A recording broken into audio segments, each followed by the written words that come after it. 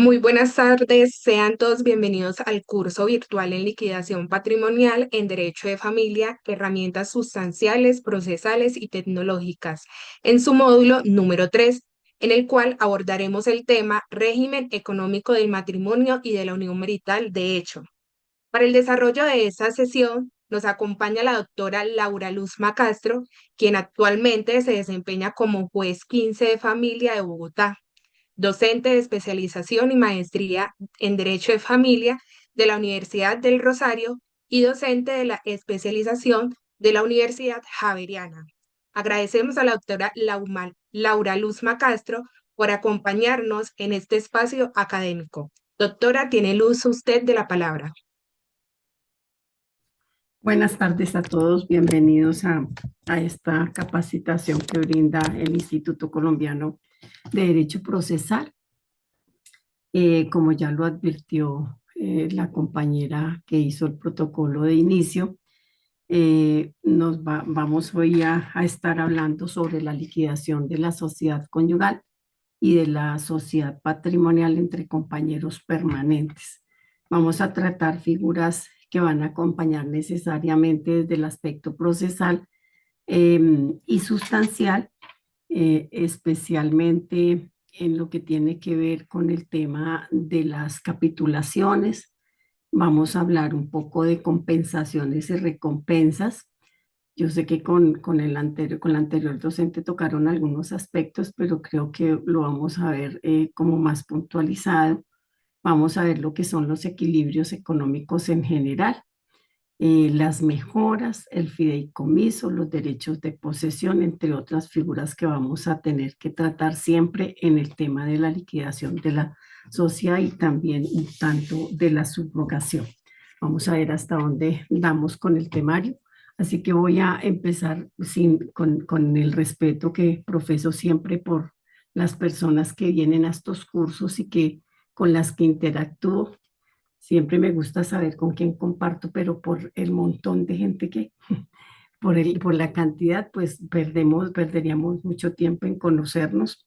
Yo sé que algunos nombres que estoy viendo ya los conozco, eh, pero en todo caso vamos a entrar en materia por lo extenso que tiene esta parte del módulo para aprovecharnos en el tiempo. No sé si ustedes toman receso para que me indiquen a qué horas toman el receso. Doctora, buenas noches. Habitualmente a las 7 de la noche nos dan una pausa por ahí de 10 minutos. Ok, entonces para saberlo y estar pendiente, o si no, que por favor me avisen para hacer el corte e iniciar el receso para que tengamos la oportunidad también de un descansito, así sea pequeño. ¿Listo? Voy a compartirles una presentación para que ustedes tengan también una mejor comprensión del tema que vamos desarrollando. ¿Listo? Vamos a avanzar por temas y espero responder algunas preguntas, pero luego de que hagamos la exposición, porque como les advierto, esta parte del módulo es un poco extensa, entonces debemos avanzar como de manera estructural para que el tiempo nos alcance y logremos abordar los temas. Sin embargo, yo creo que un poco al finalizar los últimos 15 minutos, 20 minutos, podemos hacer preguntas para si alguna cosa nos ha quedado en el tintero o alguna duda, poder resolver preguntas que tengan los compañeros que están asistiendo a este curso. ¿Listo? Nos fuimos entonces. Como les decía, vamos a trabajar capitulaciones maritales y matrimoniales, lo que es la sociedad conyugal y patrimonial, un poco las diferencias en las instituciones que vamos a manejar. Y esta sociedad especial entre compañeros permanentes la dieron ayer o en estos días con la anterior docente, entonces lo vamos a saltar. Hoy vamos a iniciar entonces con lo que son las capitulaciones matrimoniales. Y vamos a tener claro que una cosa es lo que dice el contenido normativo, como todo en el derecho de familia, porque recuerden que nosotros nos encontramos frente a un derecho de familia constitucionalizado, en virtud de las razones que tenemos suficientes para entender que la normatividad civil es una normatividad muy antigua que no acompasa con la evolución del concepto de familia. Y recuerden que en todo caso vamos a ver la protección familiar en materia económica, el régimen patrimonial en materia de familia. Entonces, en ese entendido, lo que vamos a procurar tener hoy no es la lectura de los contenidos normativos como tal, sino más bien mirar desde la jurisprudencia y la doctrina constitucional y de la Corte Suprema de Justicia, cómo es que se le ha dado una interpretación jurídica y unos alcances a la luz de la Constitución del 91 para comprender que estos contenidos normativos deben ser constitucionalizados e interpretados a través de la norma de normas, y por eso un poco el cambio o un poco la directriz jurisprudencial y las reglas y subreglas jurisprudenciales que nos van a acompañar para interpretar este régimen económico de la familia. Iniciamos con las capitulaciones matrimoniales. En la normatividad se dice que debe ser siempre efectuadas antes de contraer el matrimonio o antes de iniciarse la unión marital de hecho, pero ya vamos a ver el alcance que se le ha dado al mismo, y además que se entendía que eran inmodificables luego de que éstas se suscribieran, ¿cierto? Y que además teníamos un término de un año para contraer matrimonio a partir de que se suscribieran las. Sin embargo, también hoy se dice que pueden ser concomitantes al matrimonio, y ese alcance pues se ha dado también en la parte jurisprudencial. Vamos a mirar entonces cuál es la definición que podríamos darle a esos acuerdos prematrimoniales, ¿cierto? O esos acuerdos patrimoniales, de alcance patrimonial en la sociedad patrimonial. De hecho, en el entendido que siendo una forma de constituir familia a partir de la unión marital, para darle ese alcance patrimonial, ¿cuál sería también el alcance que le daríamos a esos acuerdos premaritales? En la definición que podríamos acercar de manera tranquila y muy breve, es el contrato o convenio que celebran las personas antes del acto del matrimonio o de iniciar la unión marital, de hecho, acorde con la legislación. Acá recordemos entonces, tenemos que de entrada manifestar que para nosotros hablar de la unión marital, de hecho, si bien es cierto, esta se inicia desde el momento en que se mantiene una convivencia con unas características que en principio dio la Ley 54 de 1990 y que fuera modificada por la Ley 979 de 2005, pero que también en el reto de la interpretación jurisprudencial, tanto de la Corte Suprema de Justicia como de la Corte Constitucional, se le ha dado los alcances acomodando la legislación, la Ley 54 del 90 a la Constitución Política del 91, porque no podemos pasar por alto dos aspectos. Un primer aspecto, que la Ley 54 se orientó a la protección de la unión de parejas heterosexuales y especialmente a la protección de los concubinos en materia patrimonial. Bajo ese norte, luego de encontrar el espíritu de la Constitución del 91, que fue posterior, se concibió la unión marital de hecho como una de las formas de constituir familia. Y entonces en esa mirada ya la Ley 54 de 1990 se queda corta, porque ya la tenemos que mirar con otros ojos, no solo de la protección entre concubinos, sino también en la forma de protección de la familia como tal, como a partir del artículo 42 de la Constitución. Esa mirada la vamos a tener en todos los instrumentos que vamos a estudiar en materia de lo que implican los derechos patrimoniales en la sociedad conyugal y en la unión marital de hecho.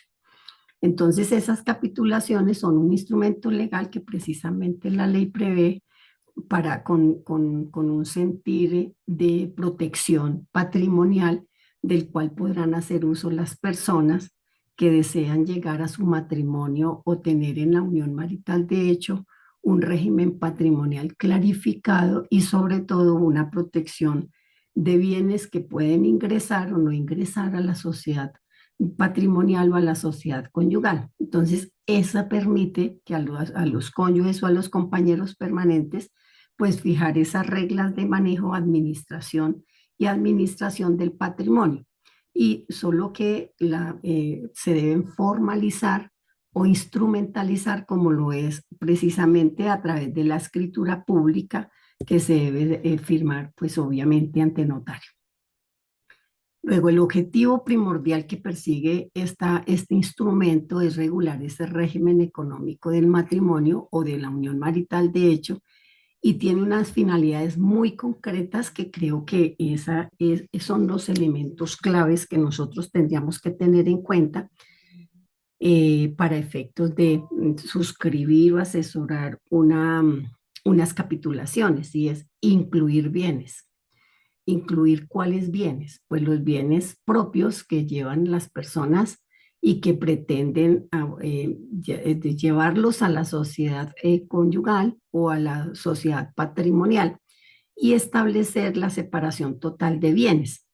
Eso quiere decir que se establecerá que cada cónyuge mantenga la propiedad de los bienes o los llamados bienes propios que tenía antes de contraer ese matrimonio, ¿cierto? Y además que se podrá establecer que esos bienes tengan o no unos manejos o administraciones de manera individual y que además también los frutos o réditos que produzcan estos bienes no hagan parte o no lleguen a la sociedad conyugal o a la sociedad patrimonial de hecho.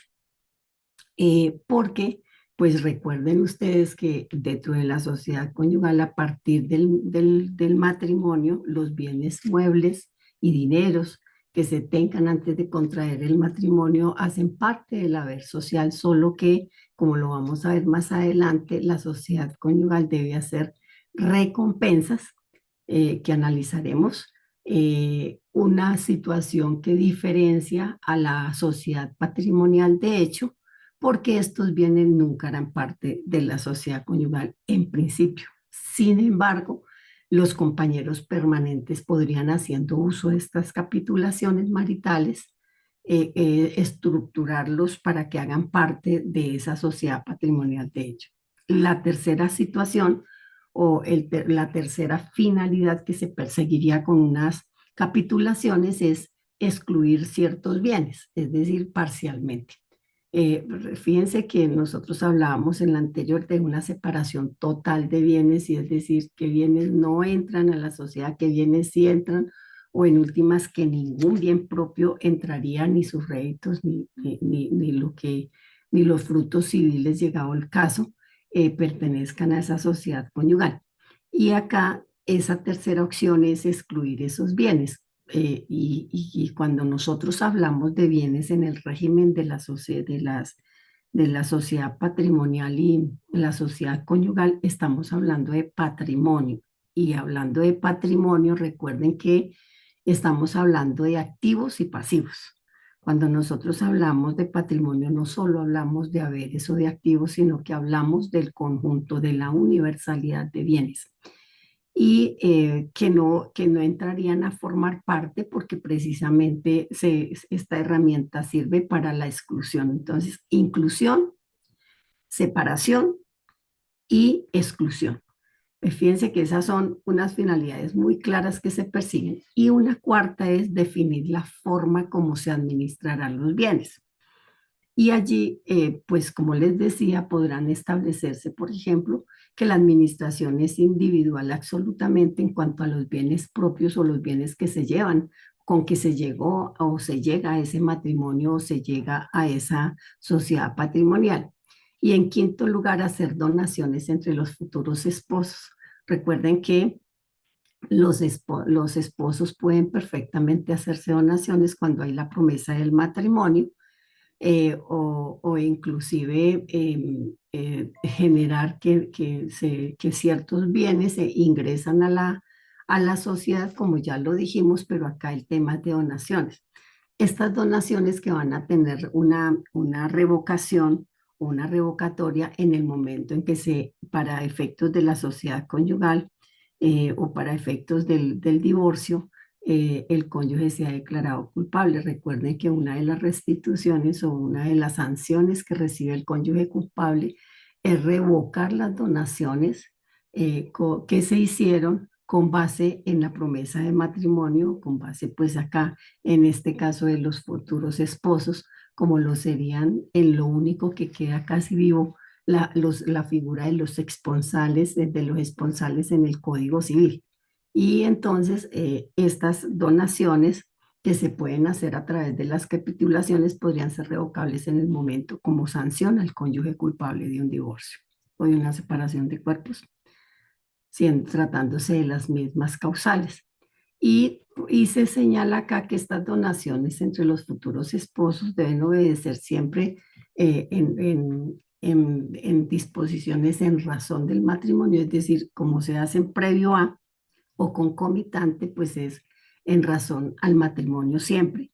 Y además que estas donaciones pues no vayan a ser contrarias a lo moral y al orden público, porque se advierte con la ley que no sean contrarias a la moral y al orden público, porque recuerden acá que siempre estamos también protegiendo los derechos de terceros. La sociedad conyugal o la sociedad patrimonial no pueden estar ajenos al respeto de los derechos de terceras personas, ¿cierto?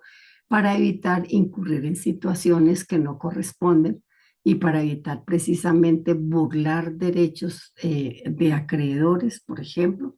Entonces, la idea es que esta figura o esta institución de las capitulaciones no sea utilizada con fines distintos a los que la ley con los que la ley la generó. Acá entonces, cuando nosotros tenemos claro el tema de las capitulaciones matrimoniales, pues creo que no tenemos una mayor discusión al respecto, y es que se pueden hacer o se deben hacer antes del matrimonio o por lo menos concomitantes con el matrimonio. Es decir, que se podrían hacer el mismo día, por ejemplo. Y pues acá habría en principio una aplicación por analogía a las capitulaciones maritales. Sin embargo, también acá tenemos que hacer una, una puntualización, y es con respecto a si necesariamente tienen que ser antes de iniciarse la unión marital de hecho. Y esta situación se torna un poco compleja. ¿Por qué? Porque en principio, si nosotros le damos la mirada a la unión marital de hecho como una forma de constituir familia, pues es una forma de hecho, ¿cierto? Que se utiliza para la constitución de la familia. Y se dice que con la simple voluntad de quererla conformar, a partir de que se inicia esa unión marital con esa finalidad, porque esa es la esencia primordial de la unión marital, de hecho, a partir de la Constitución del 91. Entonces, eh, podría ser que una pareja determinara que a partir de tal fecha o de hoy va a iniciar una unión marital, de hecho, con la voluntad de constituir familia como es la finalidad y la esencia de la misma, ¿cierto? Y podría ser que a partir de allí se suscriban unas capitulaciones maritales. Y pues obviamente que suscribiendo capitulaciones maritales lo que se está haciendo de paso es reconocerle los efectos patrimoniales a esa unión marital de hecho.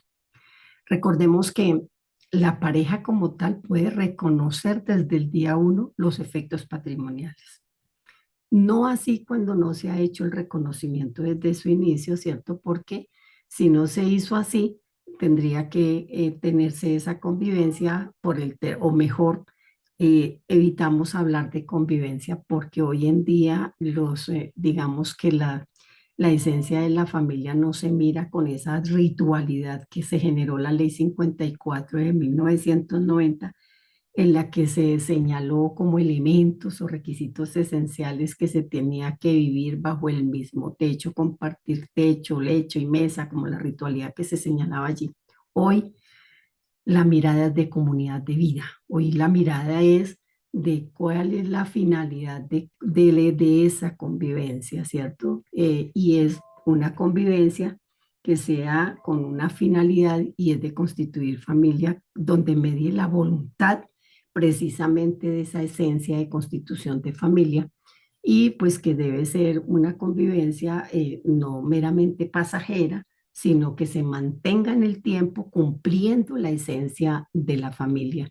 Y cuando se habla hoy en día desde los elementos o desde los lineamientos jurisprudenciales, es que se debe tener un proyecto de vida, un proyecto común de vida, una comunidad de vida, más allá de que se tenga que decir que se tiene que vivir bajo el mismo techo, que se tiene que compartir lecho y mesa, ¿cierto? Hoy en día esos elementos se tienen que tener bajo otra mirada porque estamos en el esquema de la unión marital como una forma, insisto, de constituir familia. Entonces se acaba más allá de que se tenga que convivir, porque igual pasaría en el matrimonio. Nosotros no podemos supeditar al matrimonio a que la pareja tiene que en todo momento, de manera continua y permanente, compartir techo, lecho y mesa, porque hay muchas circunstancias que llevan a la pareja a que no estén compartiendo precisamente ese techo, lecho y mesa, ¿cierto? Pero que en todo caso, si la pareja tenga una voluntad de constituir familia, de mantener un proyecto de vida, de mantener una comunidad de vida. Y eso es precisamente la esencia de un vínculo jurídico como el matrimonio y pues necesariamente tendría que ser la esencia de una unión marital de hecho, porque de lo contrario tendríamos otro tipo de convivencias que hoy en día se dan con facilidad como son los roomies o inclusive unas convivencias de socorro, de ayuda y de solidaridad que no acompasan con una comunidad de vida en el espíritu que contempló el artículo 41 de la Constitución Política. Pero entonces, en este sentido, lo que se pensaría es que no necesariamente desde el inicio de esa convivencia tendrían que suscribirse las capitulaciones maritales, sino que se podrían suscribir antes de los 2 años. ¿Por qué? Porque ese es el requisito legal en el tiempo. Recuerden que para reconocerse los efectos patrimoniales en una unión marital, de hecho, se tiene que haber la convivencia o es para lo que se exige la temporalidad. Yo puedo constituir familia por 6 meses, por un año, puedo constituir familia por 22 meses, pero los efectos patrimoniales, mientras no sean de la voluntad, de la autonomía de la pareja, pues no podría tener los efectos sino a partir de los 2 años. Y eso es claro en el entendido que este fue el tiempo que el legislador señaló para asimilar los aspectos patrimoniales del matrimonio a los aspectos patrimoniales de una familia conformada a partir de la unión marital de hecho. Obviamente también, como ya les digo, con la mirada que se debe dar hoy en día de cara a la Constitución del 91, más allá de esas ritualidades que se contemplaron en la Ley 54 del 90. En ese aspecto, la Ley 54 del 90 está más que nada vigente en lo que respecta a la exigencia del tiempo para el reconocimiento de los efectos económicos, no así para la unión marital de hecho y no así para poder constituir familia. Eso hay que tenerle esa mirada muy clara. Entonces se ha dicho que todo lo atinente y que no sea pues incompatible con la norma porque no dejan de haber diferencias entre la sociedad patrimonial de hecho entre compañeros permanentes y la originada en el matrimonio. Más adelante vamos a tocar aspectos muy puntuales. En lo demás, pues se tiene el derecho a la igualdad de ese régimen patrimonial en lo que tiene que ver con la mirada económica de la conformación de la familia y acá encontramos una sentencia que nos dejó claro este aspecto, la analogía que se da para la sociedad patrimonial. No obstante a la unión, así como en el matrimonio, entonces ya decíamos nosotros, las capitulaciones podrían suscribirse antes de los 2 años en que empieza a tener los efectos patrimoniales para cumplir con esta ritualidad, teniendo en cuenta que una cosa en la unión marital se nota con más claridad quizás los efectos personales de los efectos patrimoniales, sin que se diga que mientras no se reconozcan efectos patrimoniales no vamos a tener derechos personales porque los derechos personales se inician desde el día 1 de convivencia, ¿cierto? Entonces, eso lo tenemos que, el tema que nos ocupa pues es lo patrimonial, entonces concentramos la atención en esta parte. Con respecto de las capitulaciones matrimoniales, tenemos unos fallos que son bien interesantes y que trascienden en el tema, y ese es como en la sentencia SC 2130 del 2021, nuestra Corte Suprema dijo que definitivamente las capitulaciones son un negocio jurídico o convención solemne. Entonces acá nos está hablando ya de unos requisitos formales que tiene que tener que tienen que tener las capitulaciones, pero fíjense que además, más allá de considerarse unos requisitos formales, se convierten en unos requisitos esenciales para su validez. Cuando nosotros en derecho hablamos de instrumentalizar los negocios jurídicos, estamos hablando de unos requisitos esenciales de validez, que a falta de ellos no son meramente formales, sino que a falta de ellos nos llevaría posiblemente a una nulidad, bien sea absoluta o relativa, pero que en todo caso tiene una regularidad, un aspecto de regularidad en lo solemne, en lo que tiene que ver con lo formal, pero también en lo sustancial, porque al hablar de un instrumento público nos genera necesariamente unos requisitos que se tornan sustanciales. Y acá, ¿por qué? Porque a través de este instrumento público, pues obviamente los bienes adquieren unas connotaciones que van a tener trascendencia en su tradición y que van a tener trascendencia en el régimen económico patrimonial que acompaña a la familia, bien sea conformada por una unión marital o conformada por un vínculo matrimonial. Eh, entonces, como les decía, esto, más allá de la trascendencia que tiene el que se tenga que hacer por escritura pública, nos ha dicho la Corte que precisamente esto es un tema de requisitos de validez y de los efectos que tiene este negocio jurídico tan importante para la temática. Y en esa sentencia SC 2222 del 2020, también hay un buen estudio de los requisitos de validez de acuerdos previos a la unión marital de hecho, que excluyen para mirar el tema de los bienes que se excluyen o fijar el régimen patrimonio que acompañará a la sociedad patrimonial. Entonces, si bien es cierto, despejamos o aplicamos analogías, también la Corte ha sido clara en cómo se instrumentaliza o cómo se debiera instrumentalizar en el caso del matrimonio y en el caso de la sociedad patrimonial. También tenemos otra sentencia bien interesante en temas de capitulaciones, que es la SC 4115 del 2021.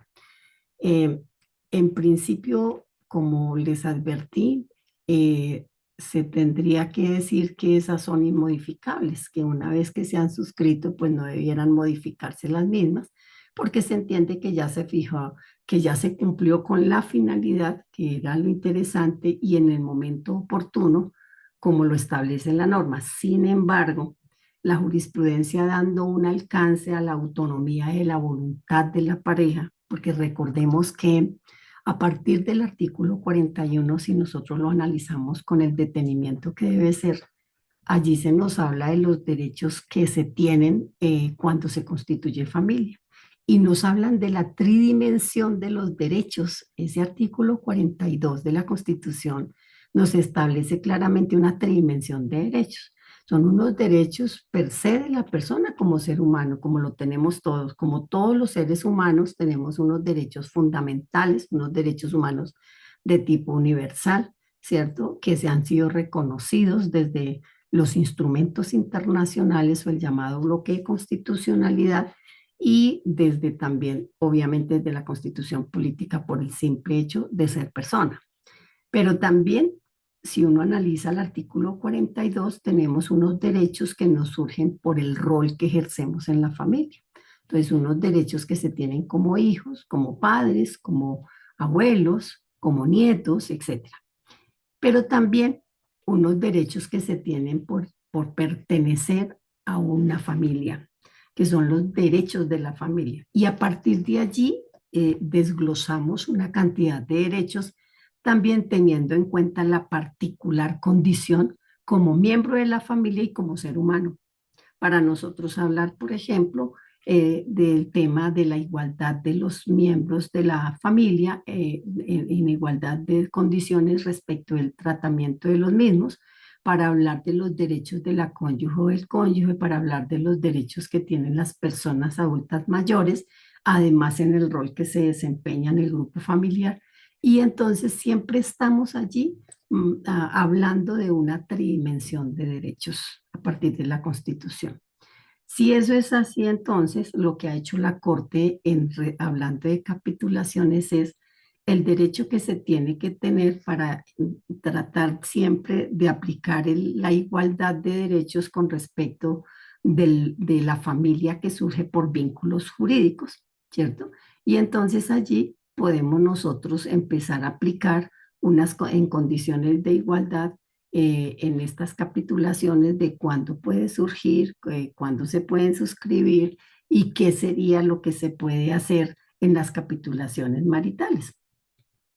Y esto, fíjense que acá lo que se ha dicho es no podemos olvidar que el hecho de que se constituya una familia y el hecho de que se contraiga un matrimonio o se esté bajo el amparo de una unión marital, de hecho, no quiere decir que se pierda la autonomía de la voluntad, tampoco quiere decir que se deje de aplicar el derecho al libre desarrollo de la personalidad, tampoco quiere decir que yo pierda mi autodeterminación y menos quiere decir que yo no tenga derecho a la propiedad privada y a fijar la forma como yo administraría la propiedad privada. Entonces, un poco dando alcance a este ramillete de derechos fundamentales, pues es que la Corte le ha dado el alcance de cómo se puede fijar, se pueden llegar a modificar esas capitulaciones al poderse modificar el régimen que acompaña a los esposos y a la familia o a los compañeros permanentes.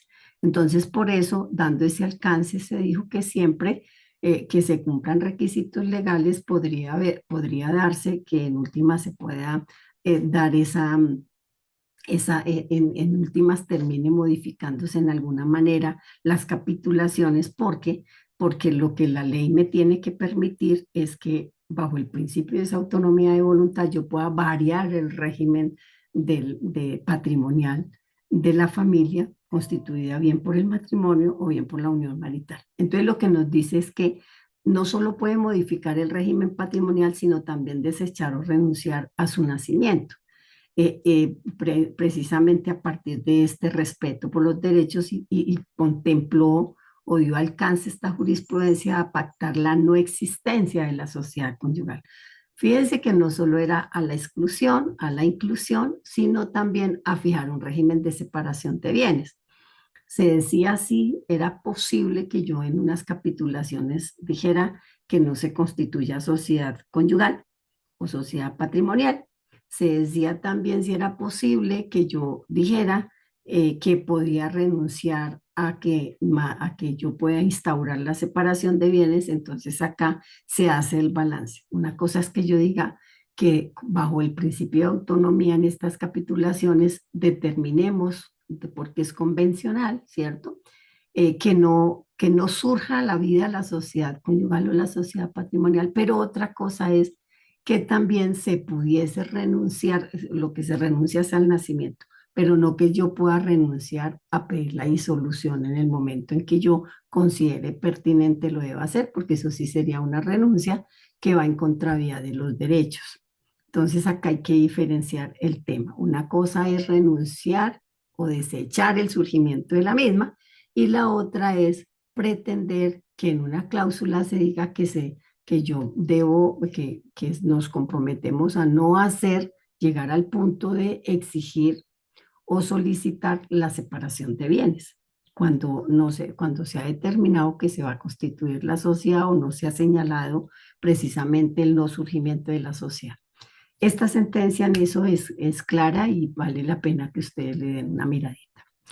En la sentencia SC 2130 del 2021, es interesante esta sentencia en cuanto que aborda el tema de la validez y los efectos, incluso frente a la prescripción de acciones, ¿cierto? Porque se diría, por ejemplo, que cómo determinar la prescripción para el tema de la unión marital. Pues obviamente que acá habría que necesariamente manejar el artículo 8º que establece la ley 54 del 90 para hablar en esta parte de las prescripciones. Sin embargo, eh, eh, también tendríamos la opción de cuestionar eventualmente la nulidad de unas capitulaciones, ¿cierto? Hablando de las acciones protectoras también de estas capitulaciones, ¿cierto?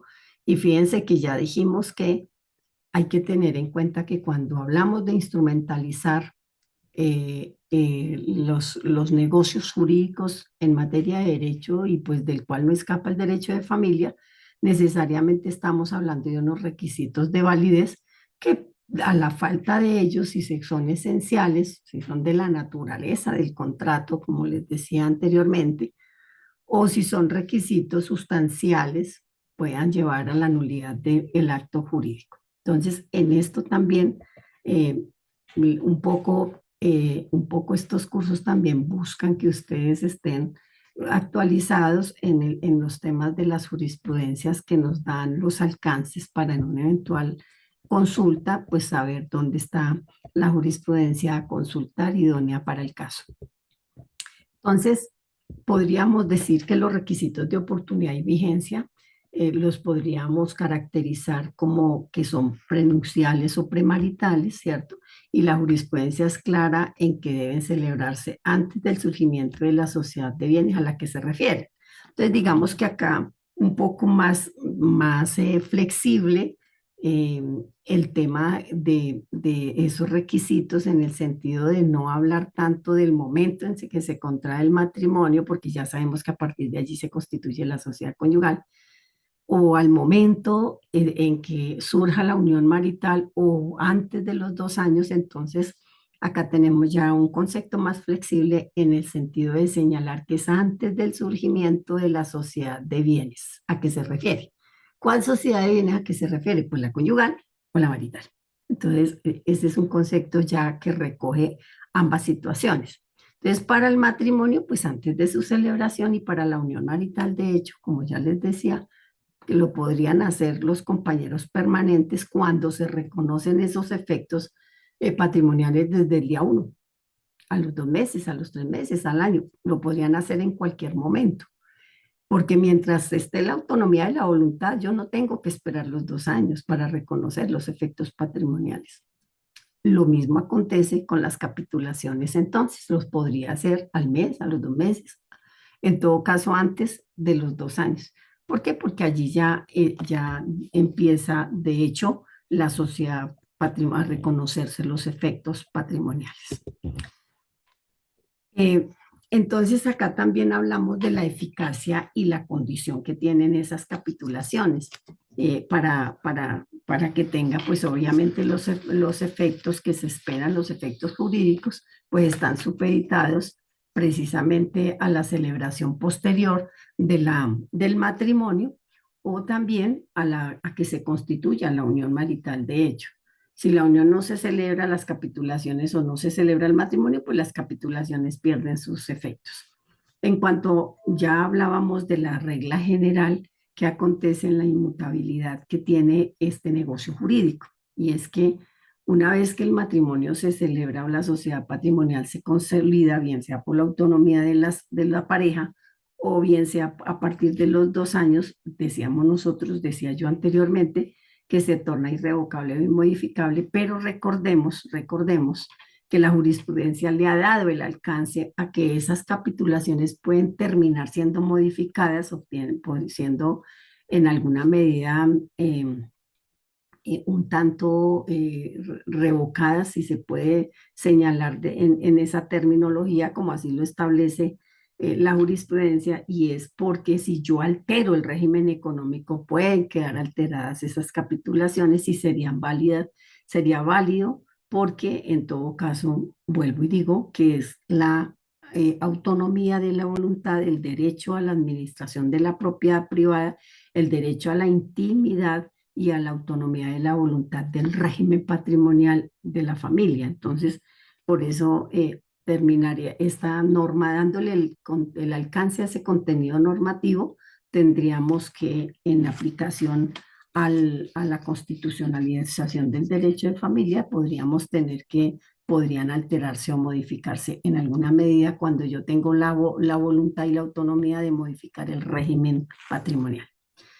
En el límite de contenido ya lo había enunciado, pues que en todo caso no pueden ser contrarios a la ley, ¿cierto? O con unas finalidades distintas a las que se instrumentaliza este es un instrumento protector del derecho, bien sea individual o bien sea del patrimonio familiar, como se quiera tomar, es un instrumento que tiene esa naturaleza, porque yo puedo proteger mis bienes propios, pero también puedo llevar bienes a la sociedad para proteger un patrimonio familiar. Entonces, tampoco se pueden limitar derechos, como era el caso que yo les señalaba, como pensar en que haya una cláusula que diga que en todo caso yo nunca podré solicitar separación de bienes, porque pues la separación de bienes es un derecho de cada cónyuge frente a ciertas prevenciones o frente a ciertas causas que la ley misma me da y que es un derecho precisamente que tengo como socio eventualmente o como socio a partir de la constitución de esa sociedad conyugal o sociedad patrimonial. Entonces, acá lo que estamos diciendo es que las capitulaciones cumplen con unas finalidades que ya veíamos, ¿cierto? Como es la de incluir bienes o excluir bienes, o la renuncia a la separación de bienes que contempla el artículo 198, ¿cierto? Y pues digamos que anticipadamente se podría hacer una separación de bienes, porque eso lo va a contemplar perfectamente la pareja bajo su estricta voluntad y reafirmar esa separación de bienes, ese régimen de inclusión o de exclusión, pues afirmarlo con la figura o el instrumento que la ley me da. Para ello están las capitulaciones matrimoniales o maritales. Bueno, ese es un abrebocas para lo que nosotros veríamos acá. También sé que ustedes tocaron algunos aspectos de la diligencia de inventarios y avalúos. Creo que este esquema que tan amablemente ha hecho una de las compañeras del despacho judicial, voy a concederle la palabra primero antes de seguir, señora Matilde.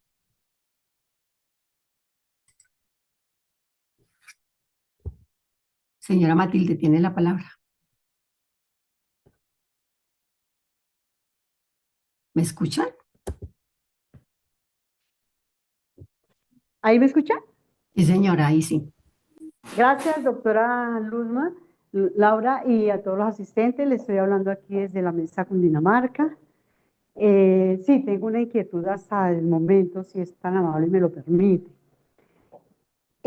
Una pareja que determina liquidar su sociedad patrimonial y declararla terminada también por escritura pública, hacen también la manifestación en esa misma escritura de donde terminan su unión y liquidan su sociedad patrimonial, que en caso de que vuelvan a convivir como pareja, se entenderá que la sociedad patrimonial no vuelve a surgir. Quería preguntarle, con base en todo lo que usted ha explicado, si esa manifestación por esa escritura pública se entendería también como una capitulación para la nueva eventual unión marital de hecho que pudiera surgir. Pero es que me está haciendo un revuelto de cosas. Disculpen. Sí, en realidad en la pregunta van inmersos muchos elementos. Primero, nosotros tenemos que diferenciar con claridad cómo es que se extingue el matrimonio y cómo se extingue la unión marital. En lo que tiene que ver como una figura de constitución de familia. Y otra cosa es cómo se disuelve la sociedad conyugal o se disuelve la sociedad patrimonial. Son dos cosas distintas. Entonces acá, cuando nosotros hablamos de una liquidación de sociedad conyugal, ¿cierto? Y yo continúo casada, pues nunca va a surgir, no va a volver a surgir, porque yo ya la disolví. No va a volver a surgir una sociedad conyugal. Distinto es que yo haya disuelto mi sociedad conyugal y la haya liquidado con base en previo a ello haber extinguido el régimen matrimonial o el régimen de la unión marital. Entonces hay que mirar cuál es el aspecto concreto ahí, porque yo puedo hacer una disolución y liquidación de sociedad conyugal, pero permanecer casada. Y si yo permanezco casada, no puedo, la disolución de esa sociedad patrimonial se hace por una sola vez y se entendería que no vuelve a surgir. Distinto es yo disolví mi sociedad, pero también extinguí mi vínculo del matrimonio. Y al extinguir el vínculo del matrimonio y iniciar o seguir viviendo con esa persona, ahí puede generarse una unión marital. De hecho, eso quiere decir que yo cambié mi régimen patrimonial de una sociedad conyugal micro a una sociedad patrimonial. Entonces, acá es diferente la cosa, porque si yo le quiero quitar los efectos a esa sociedad patrimonial que surgió, yo tendría que suscribir capitulaciones muy claras para hacer la separación del régimen de bienes o para decir que no voy a conformar, que no se va no doy la vía jurídica para que surja la sociedad patrimonial. Entonces, acá tenemos que diferenciar esos dos aspectos. Sí, doctora, gracias por la explicación que igual la tenía clara, pero mi pregunta va encaminada a que hay un malentendido, considero yo, a no ser que su señoría me dé una razón. Con la sola manifestación, no. Con la sola manifestación en esa liquidación de la sociedad patrimonial y dan por terminada definitivamente la unión marital, se les ocurrió decir en la misma escritura que en caso de que ellos volvieran a unirse nuevamente en unión marital, de hecho, se entendería que la sociedad patrimonial ya no nace. Mi pregunta es, si solo esa manifestación... Por eso, mire, tan importante lo que yo les decía, que el tema de los negocios jurídicos tienen una esencia. Y esa esencia y esa naturaleza no se puede desfigurar. Y segundo, cada negocio jurídico tiene unos requisitos formales y sustanciales, pero más allá de unos requisitos formales y sustanciales, es que tiene unos requisitos esenciales, es de la esencia. Y fíjese que acá tenemos una connotación en lo que usted pregunta. En principio, el contrato, el negocio jurídico que llevaron a cabo tenía una esencia y era disolver y liquidar la sociedad, no capitular. Entonces, fíjense que acá el negocio jurídico se desnaturaliza. Y eso no puede ser a la luz de la validez de los negocios jurídicos que son solemnes. Fíjense, por eso la Corte en esta sentencia que yo les mencionaba sobre los requisitos de validez es clara en decir, no podemos perder de vista los requisitos esenciales de este negocio jurídico de las capitulaciones, ¿cierto?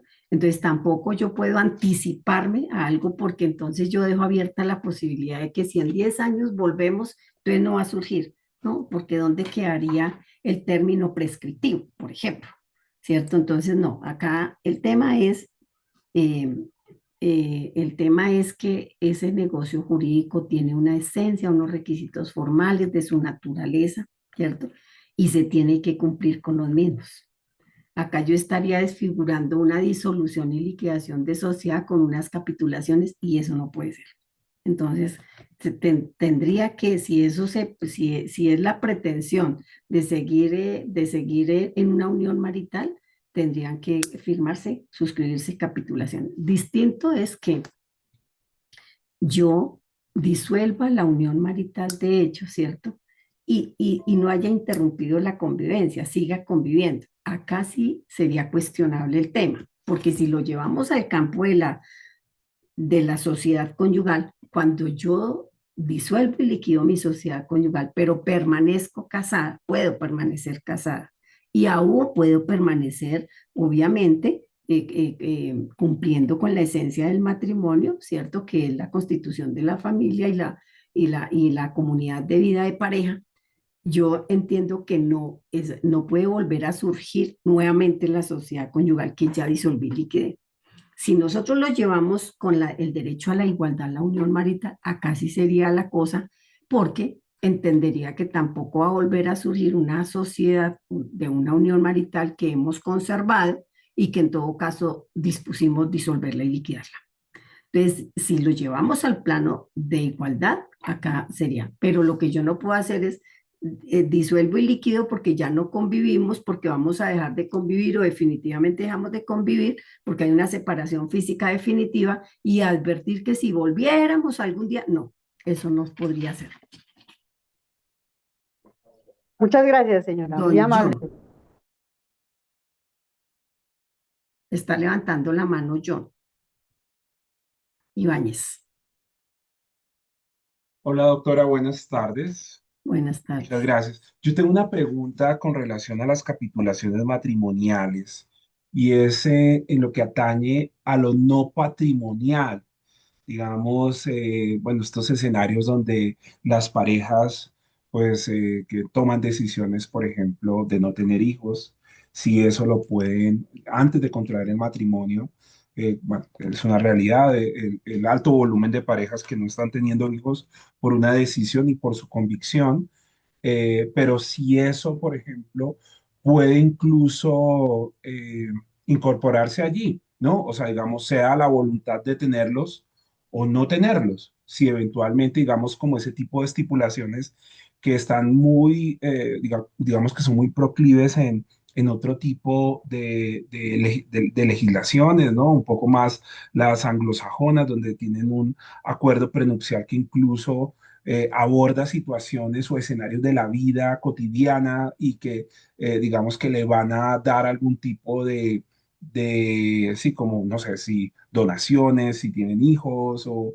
si llega a existir algún tipo de situación que ponga, digamos, en peligro la continuidad de la vida en pareja, pues un tipo de sanción, como adelantarse allí. Incluso, no sé, parejas que se casan y que tienen sus mascotas, sí, bueno, digamos qué trato se le está dando, o incluso si la pareja no quiere tener mascotas y allí puede eventualmente entrar a regular esto, vamos, es solamente a título como de ejemplo esto, es para pensar en alternativas no patrimoniales en ese escenario prenupcial en nuestra legislación colombiana. Muchas gracias y perdón la interrupción. En Colombia está orientada las capitulaciones a los efectos patrimoniales, ¿cierto? De tal manera que es convencional y es protección al patrimonio. Si uno mira la finalidad que persigue, todo es patrimonial, porque en lo demás son derechos personales, de tipo personal. Y segundo, sí, con respecto del tema de las mascotas, fíjense que es que las mascotas tienen una doble, o bueno, hablamos ya no hablamos de mascotas, recuerden ustedes, hablamos de animales de compañía y nosotros podríamos pensar en que depende qué tipo de animal sea. Si ustedes lo tienen, si está dentro del régimen de lo que se consigue un animal de compañía, pues estos son derechos que se convierten en derechos personales, ¿cierto? Y por lo tanto generan obligaciones de tipo personal, aunque se reflejen en lo económico. Pero si nosotros hablamos de otro tipo de animales, pues ellos pueden ser patrimoniales, como sería el tema del ganado.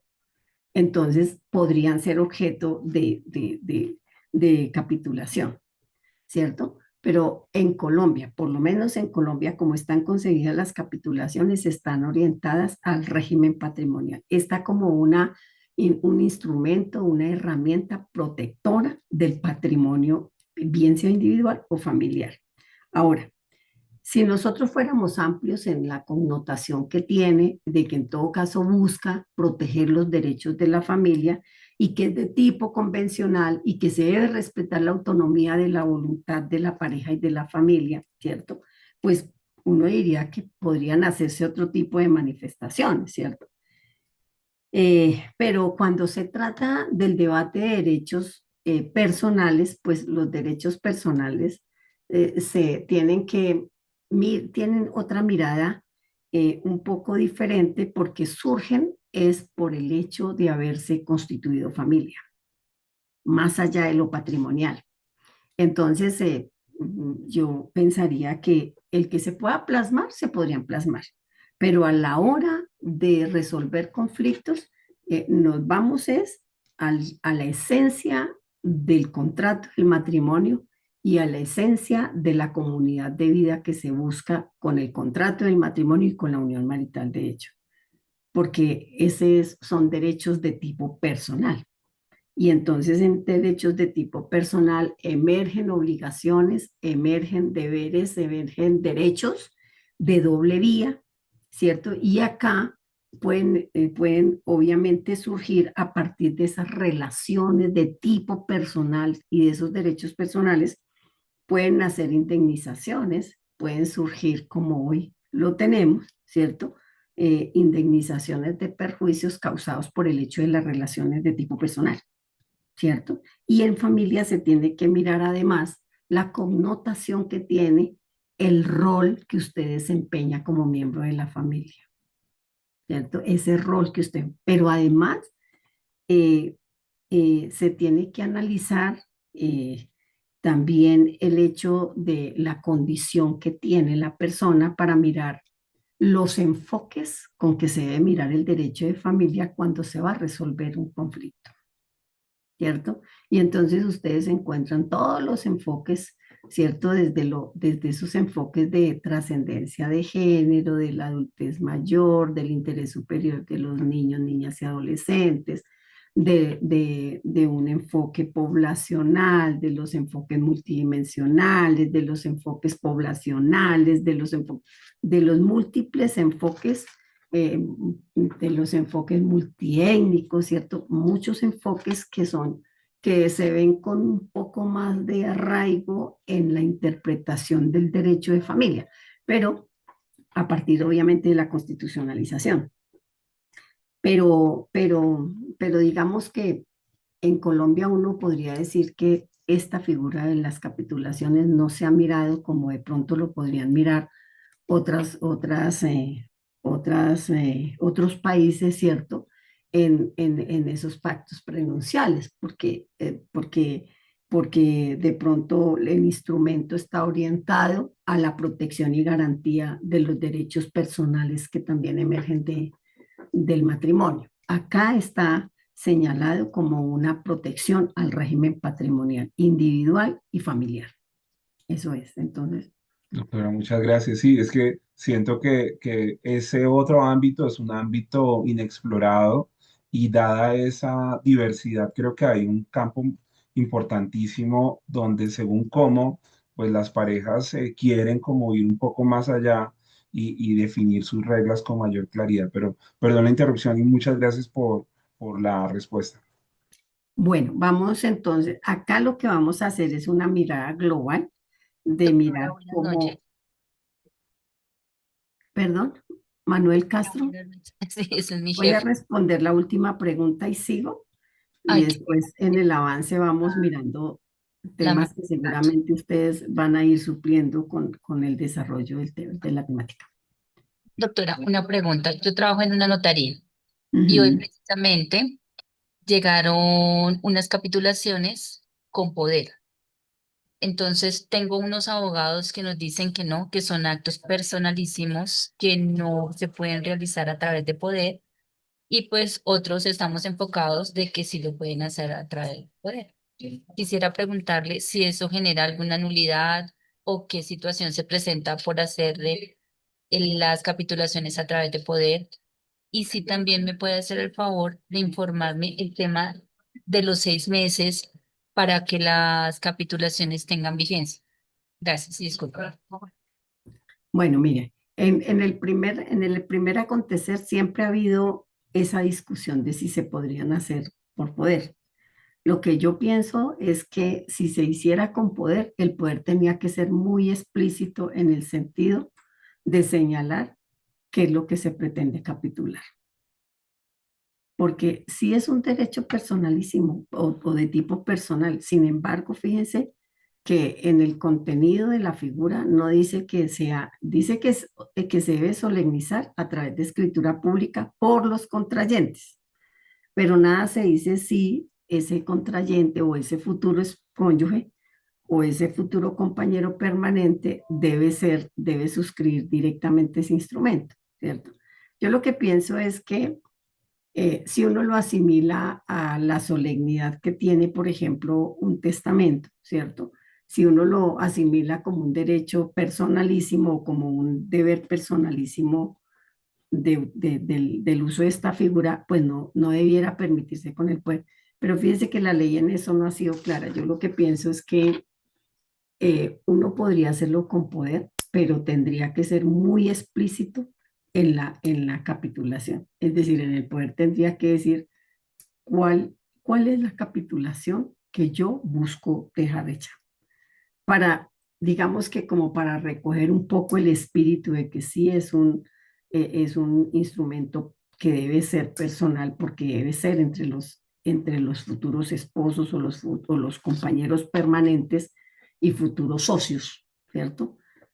Yo pensaría que debiera ser en principio personal. Sin embargo, la ley no establece la prohibición, como ocurre en el testamento, por ejemplo, ¿cierto? Ese es la misma temática que hay con el tema del matrimonio, ¿no? Que se pretendía que el matrimonio no se podría hacer con poder, ¿cierto? Entonces, acá pasaría lo mismo. Yo pienso que para no poner en velo el negocio jurídico, hablamos de un negocio jurídico, yo pienso que tendría que en el poder especificarse con claridad las cláusulas de capitulación. ¿Por qué? Porque después se puede decir, no, esa no era yo no era lo que quería. Y hoy en día, hoy en día, para eso, ese tipo de negocios jurídicos en materia de familia, se tienen esas acciones, se persiguen nulidades por todo lado, con temas de los negocios jurídicos en materia de familia. Entonces yo pienso que para evitar esa situación tendría que ser, ok, con poder, pero el poder tendría que ser muy claro en la capitulación, casi que en el poder rezar en qué consisten las capitulaciones, para no ponerlo en vilo, en mi criterio, para después evitar que fue que yo di poder para una cosa y suscribieron otras. Ese es un tema fuerte. Es lo mismo que pasaba cuando se hablaba del poder para el acuerdo que se debe suscribir en los divorcios. También por eso hay mucha nulidad de escritura diciendo es que yo faculté al abogado para que hiciera el divorcio de mutuo acuerdo, pero no que se comprometiera, no que hablara de régimen de visita, no que hablara de régimen de alimentos. Es exactamente la misma situación que correría.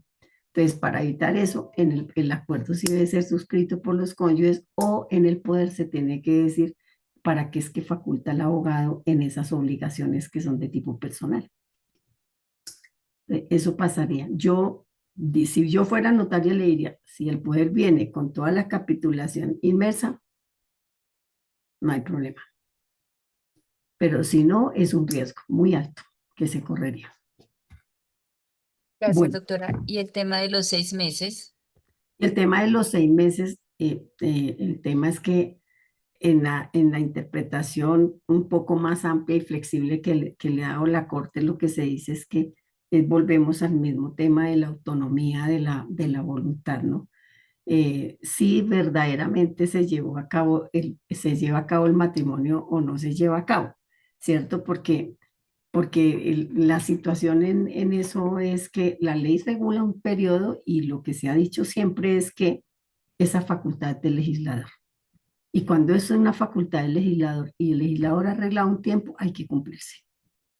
Hay que cumplirse. Entonces, viene toda la problemática en no cumplir con esos términos, pero por el otro lado viene la interpretación jurisprudencial de la flexibilización en el tema por la autonomía que tienen las partes, porque el derecho a la intimidad y al libre desarrollo de la personalidad y a todos los derechos que emergen en materia de familia con la tridimensión de derechos y especialmente con esa autonomía que tienen los cónyuges de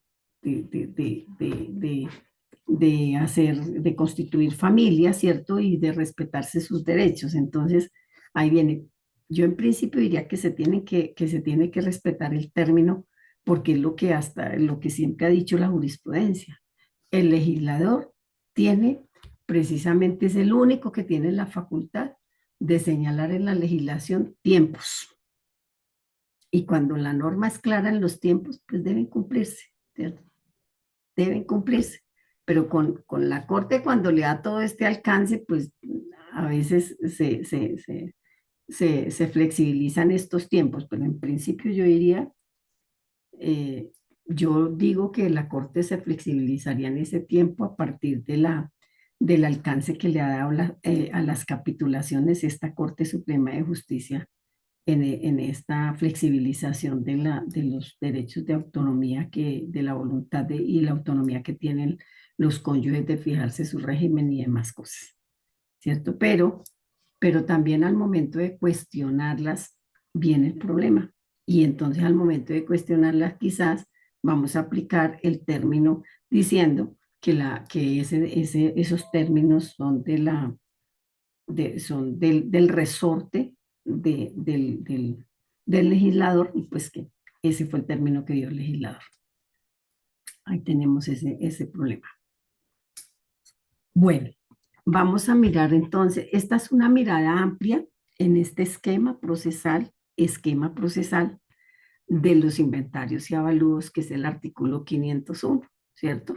Y acá en este esquema podemos ver claramente que la audiencia de inventarios y avalúos es una audiencia técnica.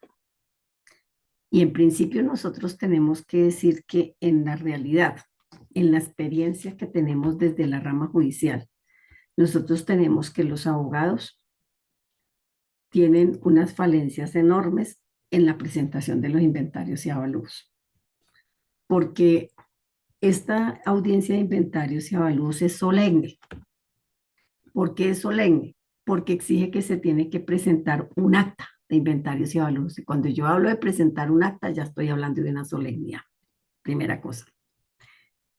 El acta tiene que estar acompañada de una descripción de los bienes que conforman el haber social.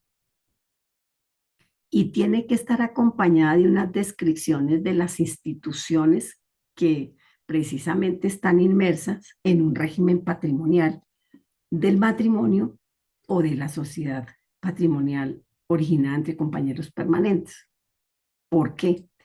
Porque de acá depende que la otra parte o que las partes en contienda puedan ejercer el derecho de contradicción y defensa. Porque acá se va a hablar de la figura de las recompensas, se va a hablar de la figura de las compensaciones, se va a hablar de las figuras estrictas del equilibrio económico, de lo que se considera estrictamente un equilibrio económico, y ya lo vamos a dimensionar. Se va a hablar de la descripción de bienes en cuanto a su modo de adquisición, momento de adquisición, cuál fue la tradición del bien, ¿cierto? Porque de los momentos de adquisición del bien, de la causa de adquisición del bien, es que vamos a poder entonces advertir si ese bien es de la sociedad o no es de la sociedad, o si es un bien propio pero que está sometido a un régimen de recompensa, ¿cierto? O si definitivamente es un bien propio, es un bien de la sociedad, ¿cierto? Es un bien social y sencillamente también de pronto debe ser sometido a un régimen de compensaciones. Entonces, dependiendo de esa técnica con que se debe presentar el acta de inventarios y avalúos, asimismo se va a desarrollar esta audiencia. No se hace descripción de los inmuebles por sus linderos, extensión, por su tradición, por su modo de adquirir esa tradición. Y entonces las actas quedan incompletas. Cuando nosotros hablamos de una solemnidad de unos inventarios y avalúos, estamos hablando ni más ni menos de una base fundamental, de un documento, acta, que se levanta es por el abogado, que es el abogado el que lleva el acta de inventarios y avalúos. Lo que el juez levanta es un acta de audiencia. Es la típica acta de audiencia donde señala la trazabilidad de la audiencia de manera muy resumida, ¿cierto? Y donde se advierte que esa audiencia por quién estuvo presidida, quiénes asistieron a la audiencia y en resumidas cuentas qué decisiones se tomaron, pero muy resumido. Pero el acontecer de la audiencia está grabado, pero la solemnidad de la audiencia la traen los mismos abogados a la audiencia, ¿cierto? Por eso entonces no puede esperarse que sea el juez el que le haga el acta. Tampoco puede esperarse que el juez sea el que le diga técnicamente cómo es que tiene que relacionar la partida, que es lo que en ocasiones está pasando, porque no se diferencian lo que son unas recompensas de unas compensaciones y menos de un equilibrio económico. Tampoco se diferencia lo que es la figura del mayor valor. Tampoco se diferencia lo que es una subrogación. Y esa falta de conocimiento, de técnica y de solemnidad con que los abogados deben asumir unos inventarios y avalúos, una audiencia de inventarios y avalúos, un acta de inventarios y avalúos, es lo que está haciendo. El 70% de las audiencias de inventarios y avalúos tienen que ser aplazadas, porque no se cumple por parte de los apoderados y las partes con los requisitos solemnes, sustanciales y formales de esta audiencia. Entonces se pierde mucho tiempo con esto, porque hay que primero llegar a la primera audiencia para que explicarle al abogado qué es lo que tiene que hacer en una audiencia de inventarios y avalúos. Y para decirle, hombre, es que usted tiene que soportarlo todo. Usted tiene que traer un acta solemne, solemnice los inventarios y avalúos. Cuando a nosotros la ley nos habla de solemnizar inventarios y avalúos, es describa cada bien, individualícelo. Descríbalo con su especificidad. Si son un inmueble, por su tradición, por sus linderos, por sus extensiones. Diga cuándo lo adquirió, de qué manera lo adquirió, cuál fue el instrumento con el que se adquirió el bien. Aporte el certificado de tradición, aporte las escrituras, porque si no el juez no podría hacerle un control de legalidad a esos bienes que se dicen son sociales, ¿cierto? El juez está para que haga el control de legalidad. Y el control de legalidad es existencia del bien. ¿Existe jurídicamente el bien? Sí. ¿Es verdaderamente de uno de los socios? Sí. ¿Es social? Sí. Ah, ¿es un bien propio, pero está sometido a régimen de recompensas? Sí. Ah, es que hay una deuda social también. Entonces también se tiene en la mentalidad de que lo que solo tenemos que describir y solemnizar son los activos. Pues no, tenemos que describir y solemnizar también los pasivos. Y vamos a darnos cuenta por qué. Entonces, este panorama es el acontecer de una audiencia de inventarios y avalúos, donde si las partes juegan el rol y los abogados cumplen con el deber ser de esta audiencia, este es un desarrollo propio de esa audiencia, ¿cierto? Para llegar a cimentar lo que serían la integración de esa universalidad de bienes que se va a adjudicar, ¿cierto? Entonces acá tenemos, lo primero que dice el artículo 501 es que estos inventarios y avalúos debieran los apoderados y las partes llevarla de manera conjunta. Eso si se hiciera la tarea de hacer las reuniones previas y decir, venga, ¿cuál es la masa que tenemos que repartirnos? ¿Cierto?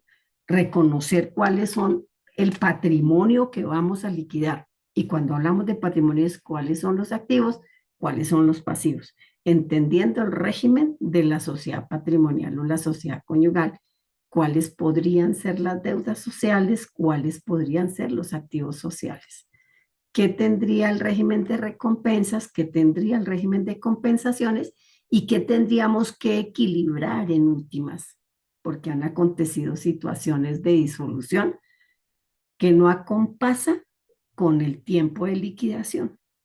Entonces, cuando la disolución no acompasa con la liquidación, acá además del régimen de recompensas y de compensaciones, nos encontramos un régimen de equilibrios económicos que son los que evitan un enriquecimiento sin causa y que en últimas son los que llevan a proteger a la persona que veló porque el patrimonio no se preservara y no se afectara al patrimonio. Ya lo vamos a mirar. Entonces, si nosotros no tenemos claridad en eso, pues las partes debieran, antes de llegar a la audiencia, llegar a decir, mire, en esto estamos de acuerdo y en esto no estamos de acuerdo. En esto nos vamos a ir a que el juez resuelva una objeción a los inventarios. Así debieran llegar hasta audiencia de inventarios y avalúos. Sin embargo, les digo que no lo es, porque si hay algo en que fallan, con el respeto debido, como juez, con la trayectoria que he tenido en la rama judicial, tengo que decir que uno de los temas que menos manejan los abogados en nuestra jurisdicción es este tema, el régimen patrimonial. Y pues obviamente, por supuesto, como no se maneja el régimen patrimonial, tampoco se maneja, se ejerce como corresponde esta etapa, que es la más trascendental en unos trámites liquidatorios. Esta es la más trascendental. De acá sale realmente el patrimonio que se va a adjudicar. Y esta es inalterable. Para nosotros poder alterar esta audiencia de inventarios y avalúos, una vez que se aprueben los inventarios y avalúos, para poderla alterar, tengo que ir a otro proceso. No lo puedo hacer de otra manera. Entonces, fíjense lo importante que es, porque acá es la controversia. Y acá inclusive aún hay acciones que a pesar de que podrían darse jurídicamente, acá se cierran las puertas, porque la misma ley prevé, usted tenía que haber alegado, haber controvertido eso allá, en el momento de liquidar la sociedad, y usted no lo hizo. Esa era la oportunidad legal, esa era la oportunidad de vida. Acá salimos con multiplicidad de procesos, con reprocesos, con duplicidad de procesos, si no estamos en esta audiencia. Entonces, y si no la hacemos como verdaderamente corresponde. Acá, por la falta de manejo de algunos abogados de esta etapa, la gente pierde mucha plata. La gente se empobrece o se enriquece con los bienes de este patrimonio, por la falta de manejo del profesional del derecho. Nosotros todos los días lo vemos. Y hay algunos aspectos que el juez puede prever, que puede decir, oiga, venga, mire que acá están pasando cosas, y uno puede, pero tampoco puede ir más allá de esa función y esa labor de juez. Entonces, fíjense lo importante que es esto, y acá es donde se vería reflejado el profesional del derecho que verdaderamente maneja el régimen patrimonial del matrimonio de la unión, o de la unión marital, o de que definitivamente no lo maneja. Acá es el momento.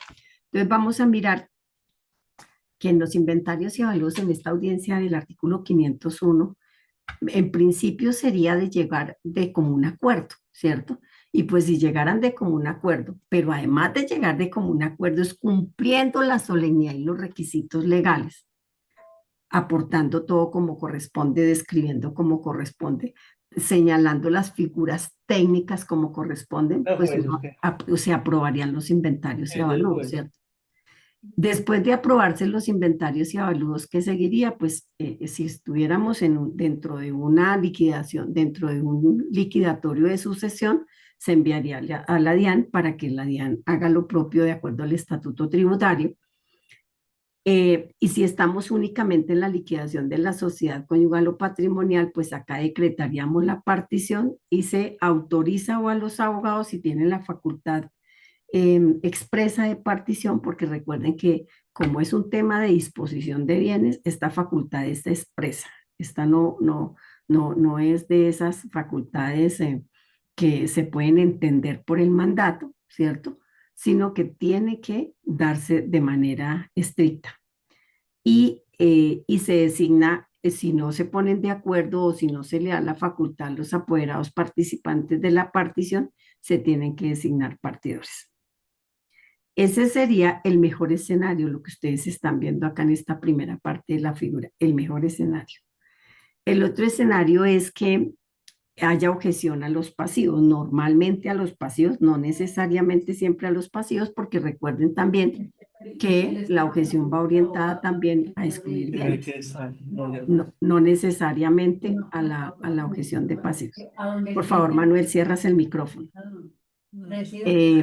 Entonces acá tenemos que si se presenta la objeción a los pasivos presentados por la parte, lo que ocurre es que vamos a ordenar la práctica de pruebas. ¿De cuáles pruebas? Las pruebas que solicitó la parte y las pruebas que de oficio se consideran.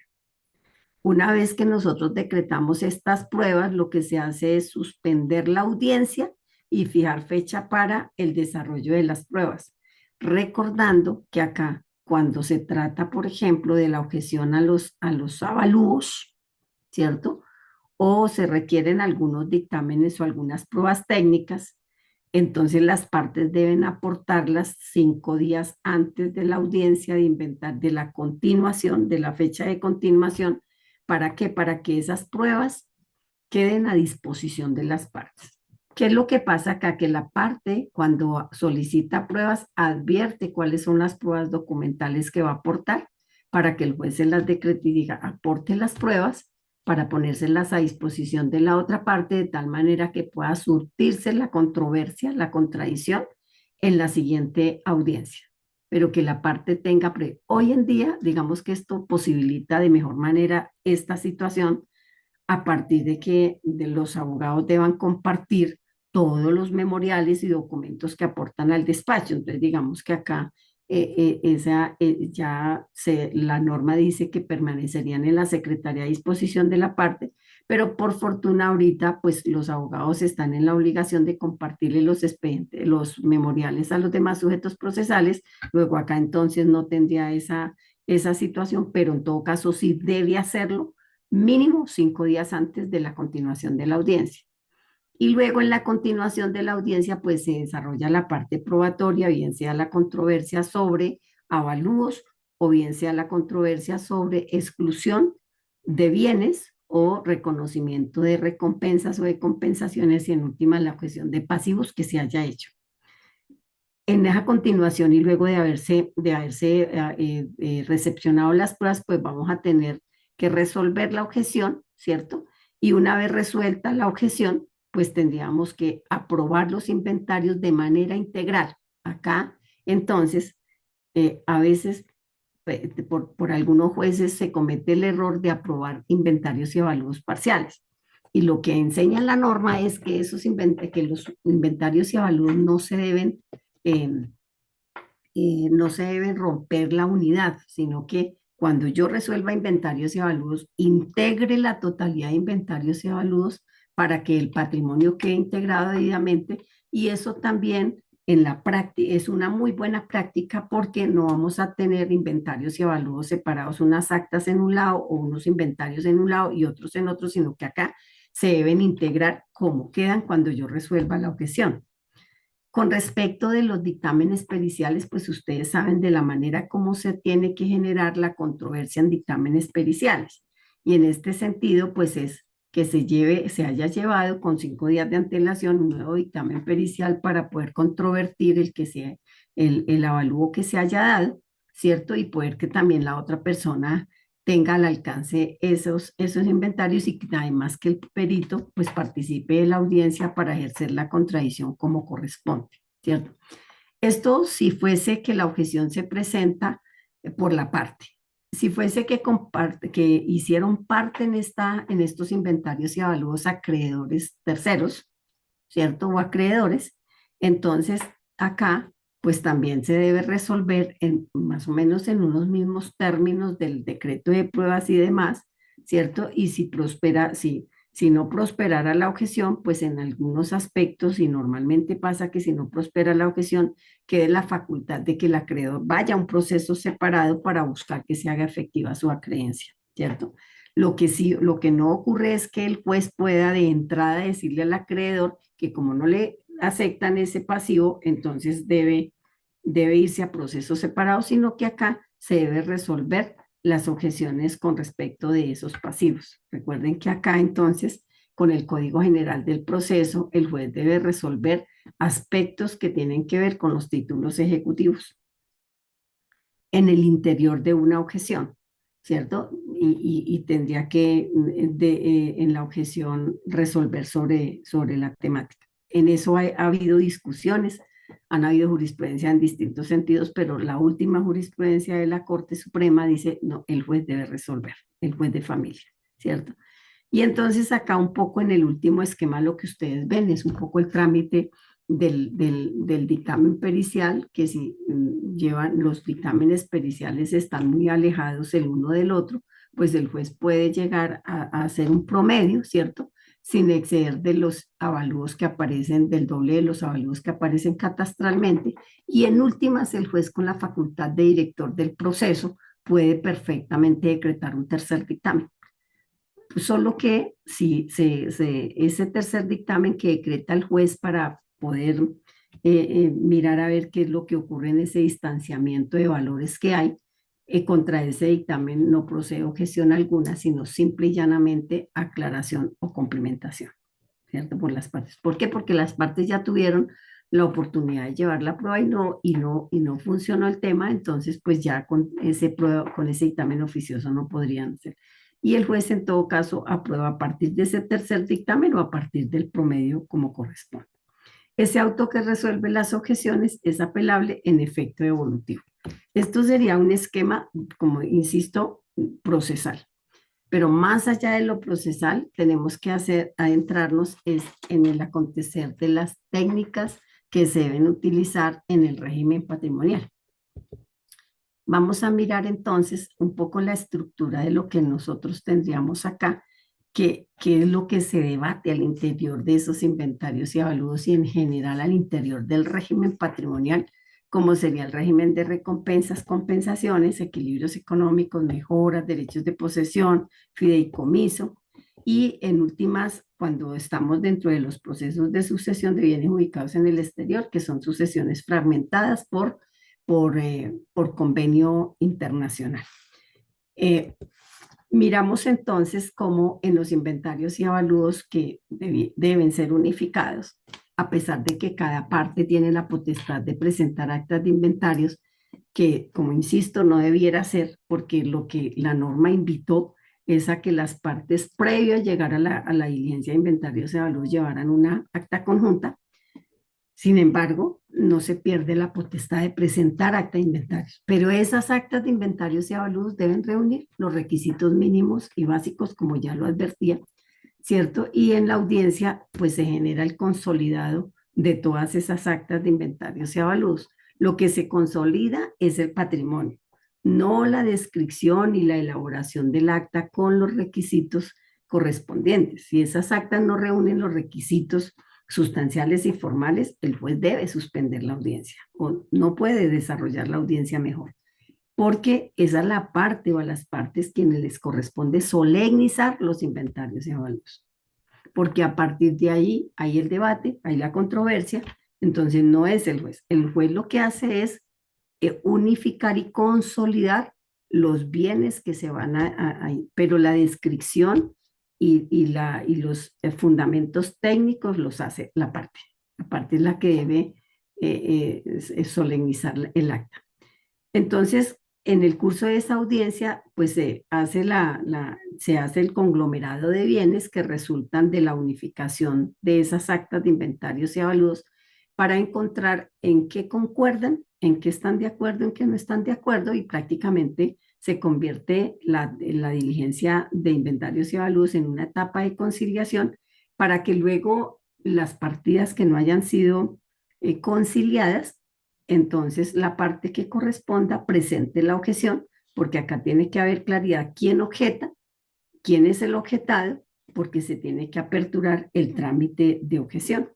Y eso pues trae unas consecuencias de una condena en costas frente al resultado de la objeción. En todo caso, la audiencia, como les advertí, sea porque no haya objeción a los inventarios o sea porque los haya, tiene que culminar en una unificación de inventarios y avalúos porque esa es la base fundamental y el soporte del trabajo partitivo. Entonces, en esa diligencia de inventarios y avalúos que tenemos que dentro de la solemnidad que se requiere que los inmuebles estén debidamente descritos, como ya lo señalé, por ubicación, nombre, linderos, cabidas, cultivos, edificaciones, herramientas, maquinarias, anexidades, todo lo que haga parte